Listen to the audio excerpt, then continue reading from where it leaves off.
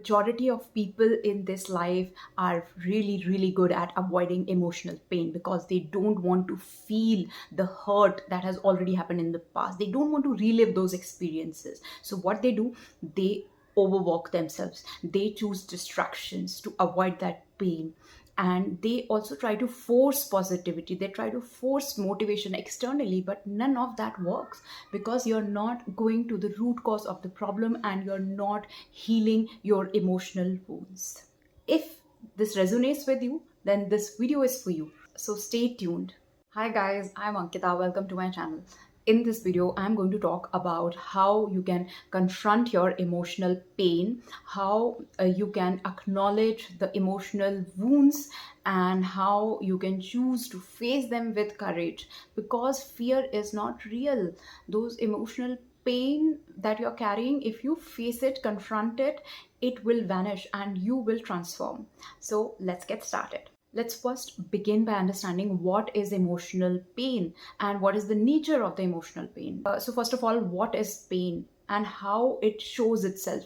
If you're consistently feeling the feelings of sadness, anger is nothing but repressed, suppressed emotions, and you're feeling empty, you're feeling disconnected from the world, you may even feel depressed, clinically diagnosed or otherwise, and you're not able to ground yourself really in the reality, right? And you may also feel numb.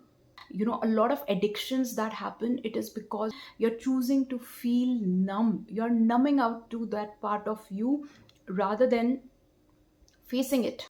Now, how do you know that you may be avoiding the pain? If you find yourself overworking, overexerting, and meaninglessly scrolling through the day, avoiding confrontations, avoiding real issues, constantly feeling this anxiety, constantly feeling the emptiness, constantly feeling that you're a machine rather than a human being, all these signs and signals can confirm that yes, you are avoiding pain to the extent that you are actually feeling depression. And if you are addicted to anything, that I don't know if there could be anything that can give you a better hint than this, that if you're choosing addiction, then definitely you are numbing out and you are choosing to avoid the pain.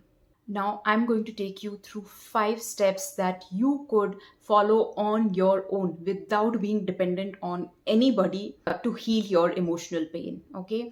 Number one is start with breathing. Breathing helps you with grounding yourself into the reality. So take a moment. You have to take a moment. You have to choose isolation. You have to sit in silence and deep breathe. Okay, as simple as that. Breathing is so simple, yet people in the busyness of the life, they forget how to do it. And you have to sit and take deep breaths. Okay, so now after doing a little bit of deep breathing, maybe you could do it a minute or two, the feelings will surface. And when the feeling surface, your first reaction could be to avoid it. So don't do that. Rather, just name that feeling. Okay, now for example, after you have taken deep breaths, you've started to feel this deep sadness.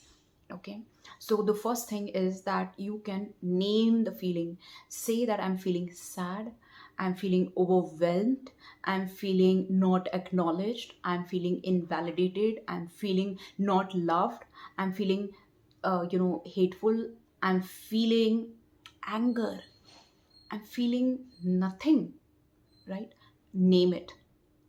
And even if you cannot go to this level of description, then choose what Abraham Hicks says, right? Abraham Hicks says that primarily there are two kinds of emotions. So you will classify the emotions as a negative emotion or a positive emotion, right? So whenever you're feeling a negative emotion, name it. Okay, this is a negative emotion. Then go deeper, layer by layer. What is this negative emotion feels like? Now, if you can't name that feeling, and if you are a creative person, the other thing that you could do is imagine things. For example, if you cannot feel or classify your emotion as overburden, you may be able to imagine that you are feeling like a little small object that is getting pushed, or that is getting pressed by a heavy, heavy mountain. So, that is the feeling of overburden. You could use your mind and creativity and imagine things. If you have watched any superhero movies, if any animated movies, they make your life easier to use imagination. So use that imagination, then it will help you to meet that feeling in you. So the second step was to name your feeling. Name it, name the emotion. Now, at number three comes how to acknowledge and process the raw emotions. Okay, so it may happen that you cannot always start with deep breathing and grounding and meditation. Okay, and Abraham Hicks also talks about this concept where she says that if you're feeling very, very low, you cannot go from here to here just like that, right? The path to healing is not linear, rather it is wobbly. It is, a lot of crooked lines that take you to your goal of healing. So now, if you cannot go from here, that is feeling so low, to here, that is the healed part, then know that these could be just raw emotions. And when the emotions are so raw, what you do is you engage yourself with some kind of physical activity, and you can engage yourself with writing things down depending on what is it that suits you.